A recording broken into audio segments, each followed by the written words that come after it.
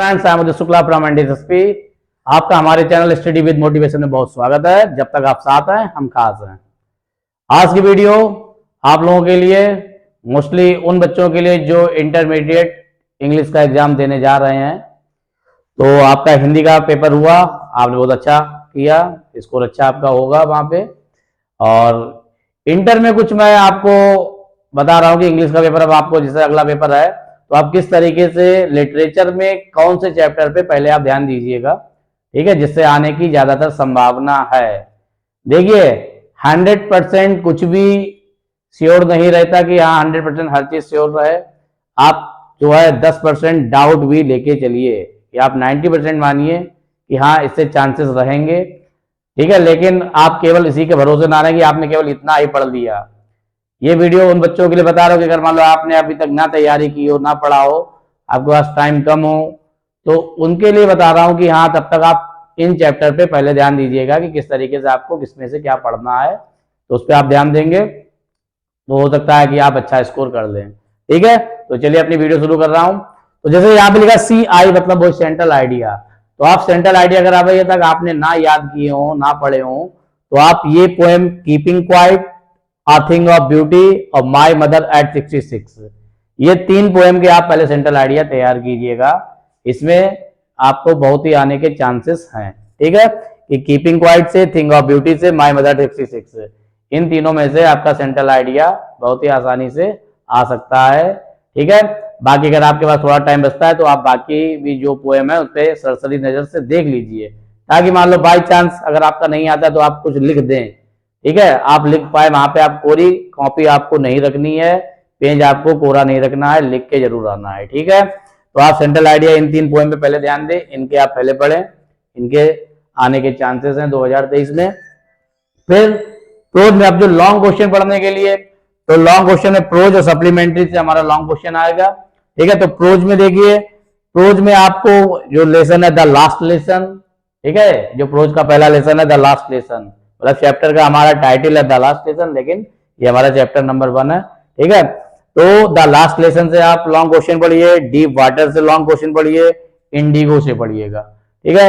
ये तीन लेसन जो है इनमें से लॉन्ग आने के चांसेस बहुत ज्यादा हैं, तो इससे पहले लॉन्ग आप देखिएगा। तो इसमें जो है जो इंपॉर्टेंट लॉन्ग क्वेश्चन मैंने भी जैसे आप लोगों को बताए थे क्लास में, तो वो वाले आप देखिएगा। और बाकी जो है जो आपके मॉडल वगैरह में भी दिए होंगे तो आप पहले वो देखिएगा, ठीक है। तो ये लॉन्ग क्वेश्चन आप इससे देखते हैं, ठीक है, इन तीन चैप्टर से पहले देखिएगा।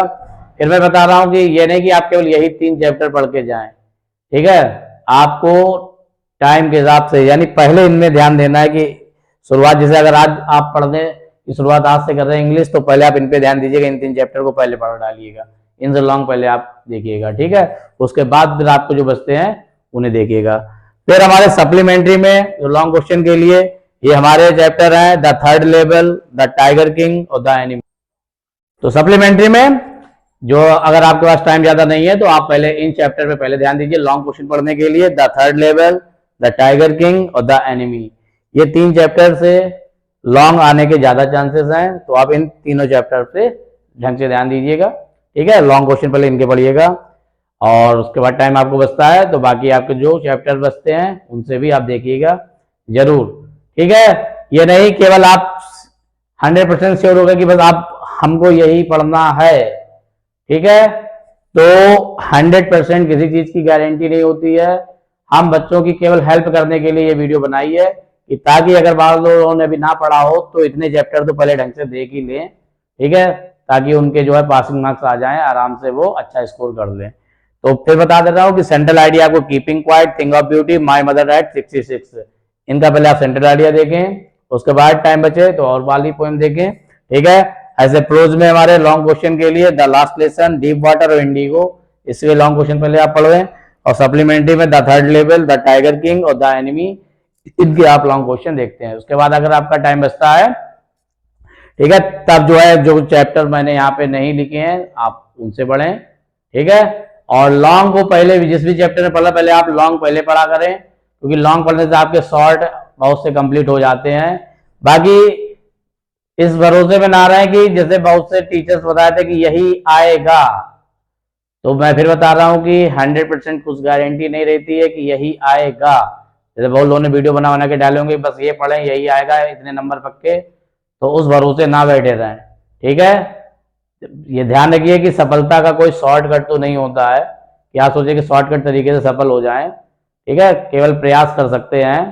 तो भाई मैंने प्रयास आपके लिए किया है कि आप अगर इस पर ज़्यादा ध्यान देंगे तो हो सकता है कि आपके क्वेश्चन आराम से हो जाएं। लेकिन फिर मैं बता रहा हूँ कि आपको और चैप्टर पे भी ध्यान रखना है, ये नहीं कि आप बाकी सब छोड़ देते हैं, उसे नहीं पढ़ रहे, उस पर भी ध्यान दीजिए। पहले हाँ आप प्रीफरेंस इन्हें दीजिएगा और उसके बाद आप दूसरे वाले चैप्टर भी पढ़िएगा।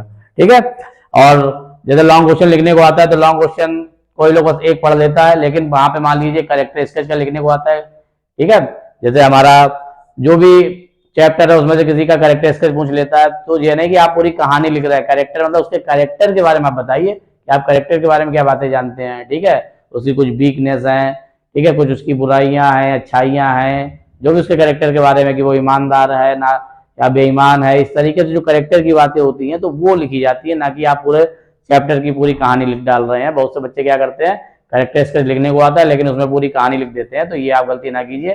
क्वेश्चन पहले ढंग से पढ़िए, एक बार ना समझे दोबारा पढ़िए, तिबारा पढ़िए, बार बार क्वेश्चन को पढ़िए, पहले देखिए क्या पूछना क्या चाह रहा है।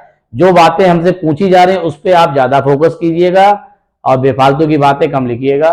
पहले जो चीज पूछी जा रही है उस पर आप मेन फोकस कीजिए, क्या क्या बातें खास हमसे पूछी गई हैं, तो एटलीस्ट उनके तो जवाब आपको पहले देने ही है, उसके बाद एक्स्ट्रा चीजें लिख सकते हैं।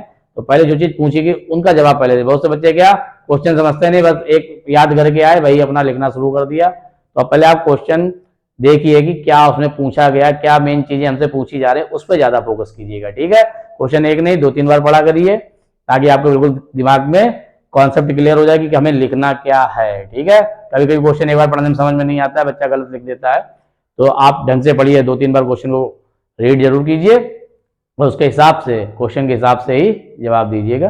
ठीक है, तो उम्मीद करता हूं कि वीडियो आपको समझ में आई होगी, तो इस हिसाब से आप लेके पढ़ेंगे और अच्छा स्कोर करेंगे। तो हमारी तरफ से सभी स्टूडेंट जो भी इंटरमीडिएट में एग्जाम देने जा रहे हैं सबको हमारी तरफ से बेस्ट ऑफ लक और जीत के आइएगा। ठीक है, और बस यही हम लोगों की शुभकामनाएं हैं, आशीर्वाद है। एक best of luck, thank you.